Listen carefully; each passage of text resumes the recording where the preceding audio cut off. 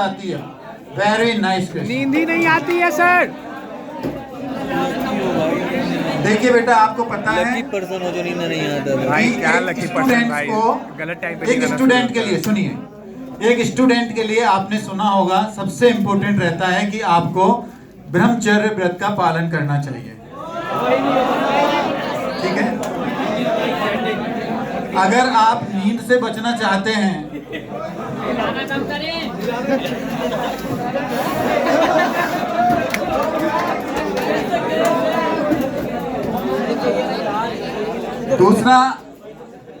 दूसरा ये है, पहला ये ब्रह्मचर्य व्रत का पालन करें। ब्रह्मचर्य व्रत का पालन क्या होता है कि आपका मन अपने आप से प्रेम नहीं करें, बस यही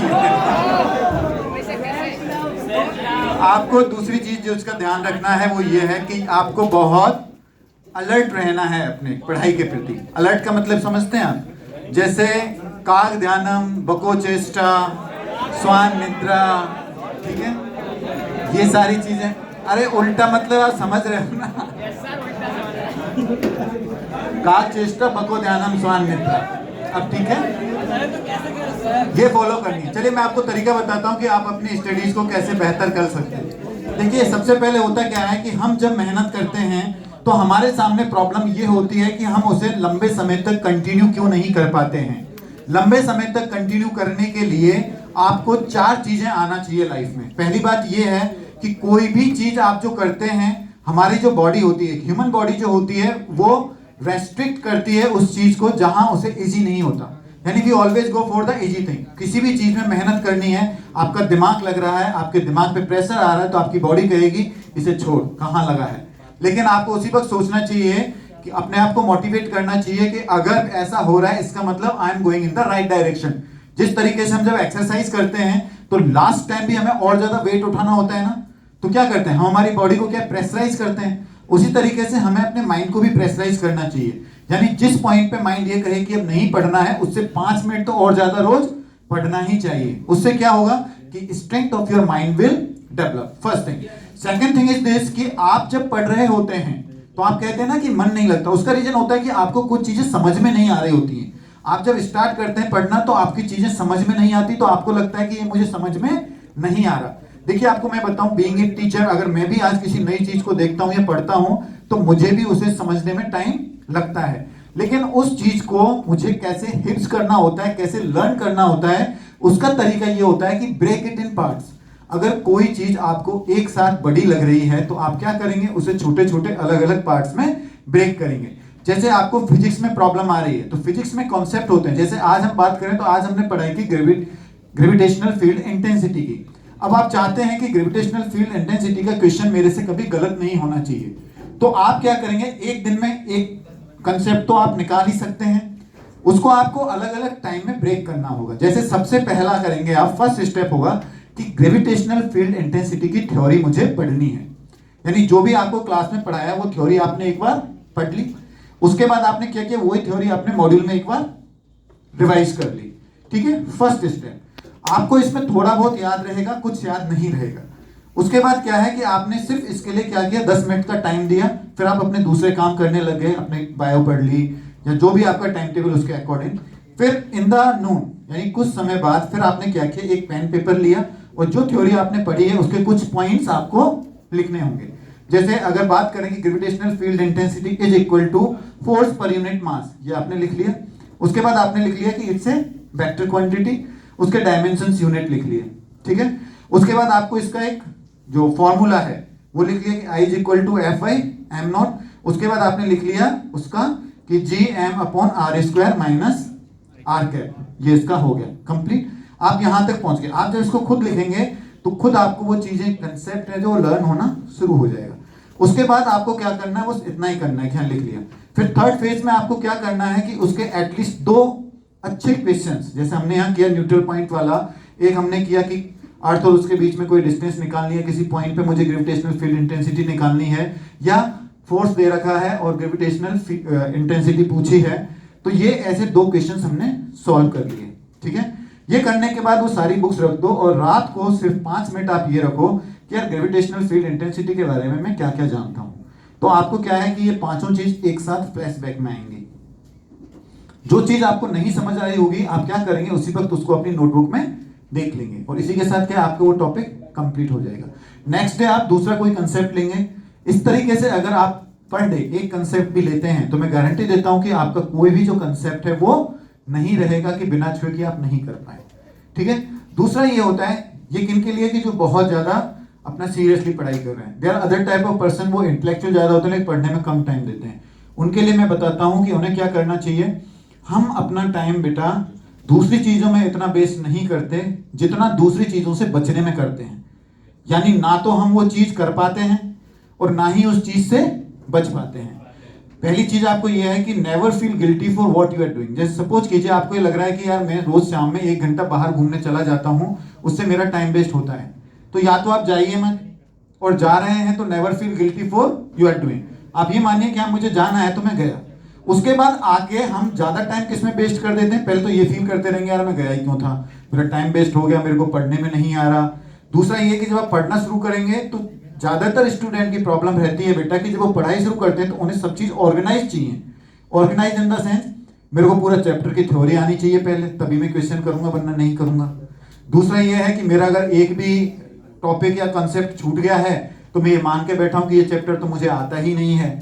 तीसरा ये है कि रूम में सफाई होनी चाहिए और मन भी ऐसे लगना चाहिए कि मैं तो सिर्फ पढ़ता ही रहता हूं।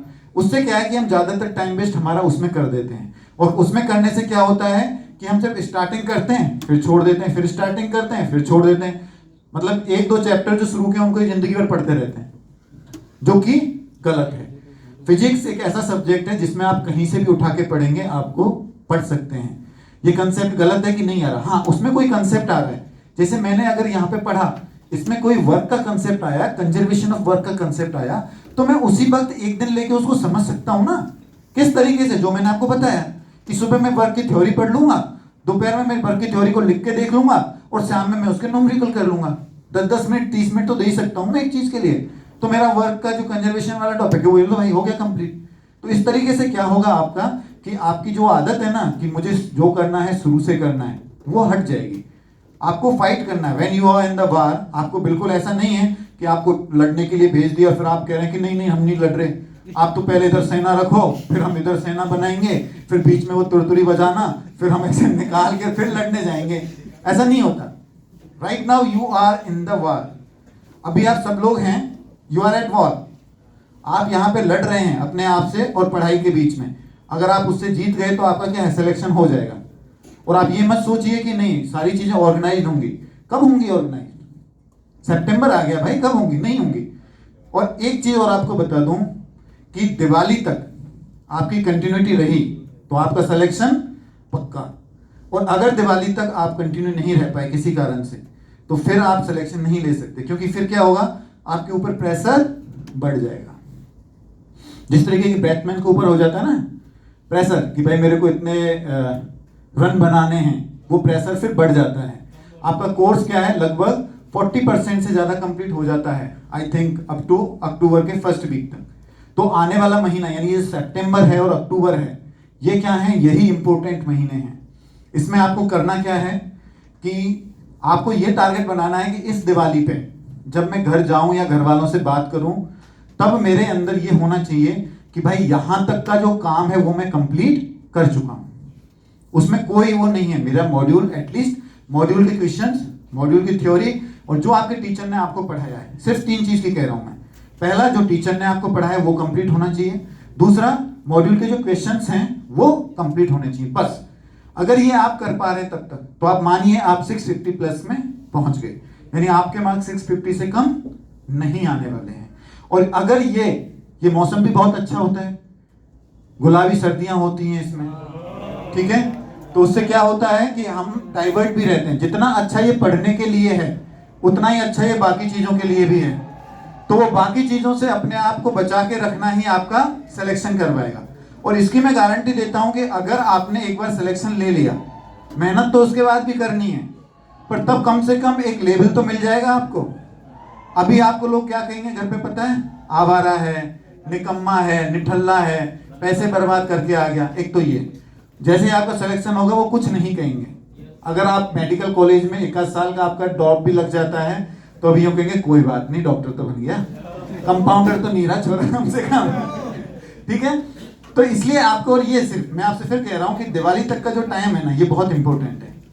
उसके बाद तो क्या है, उसके बाद तो कुछ नहीं है, उसके बाद तो सिर्फ रिवीजन है और जो पढ़ाई है। और स्टार्टिंग में अगर आपने रह गए तो दिवाली के बाद आपका जो टाइम है वो क्या है, 2 महीने तो आपको स्ट्रगल करने में लग जाएंगे, नवंबर और दिसंबर, कि यार पढ़ लेता हूँ एग्जाम आ गए, पढ़ लेता हूँ एग्जाम आ गए।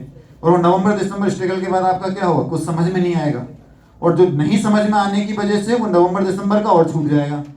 फिर आप कहाँ पहुंच जाएंगे, सीधे जनवरी में, और उसके बाद 26 जनवरी का डंडा नजर आएगा आपको, झंडा नहीं आएगा। ठीक है, तो अगर वो डंडे से बचना है, उसे झंडे के रूप में देखना है, तो पढ़ाई अभी से कर लो। ठीक है, तो ये बातें आपको ध्यान रखनी है। अभी की मेहनत आपके सिलेक्शन करवाएगी, बाद में चाहे आप करो कितना करो, I do not know. This is the time you should concentrate over your studies. कहीं नहीं जाना है, जितनी पढ़ाई करनी है मन लगा के कर लो। टारगेट ईयर है आपका, अच्छा रहता है कि अच्छे ढंग से मेहनत करके इस बार में ही आप सिलेक्शन ले लें। अदरवाइज बाद में चीजें क्या हैं, बहुत दुखदाई होती हैं।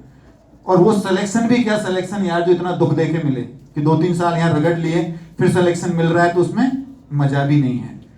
तो सबसे बड़ी चीज आज टीचर्स डे पे मैं आपसे कहूंगा वो ये है, always have faith in your teachers. कोई भी टीचर हो, अच्छा हो बुरा हो, टीचर टीचर होता है, कभी कोई खराब नहीं होता। Second thing is this, always believe in yourself. And third is start working from right now. There is no good time, कोई भी ऐसा टाइम नहीं आने वाला, कोई भी ऐसा मुहूर्त नहीं निकलेगा कि भाई मैं उस टाइम से पढ़ाई शुरू करूं। So start doing hard work. You are in the middle of the war, युद्ध के बीच में है आप, तो बीच में अगर हैं तो युद्ध लड़िए, अपना ध्यान इधर उधर मत रखिए। ठीक है, all the best for your future. ठीक है।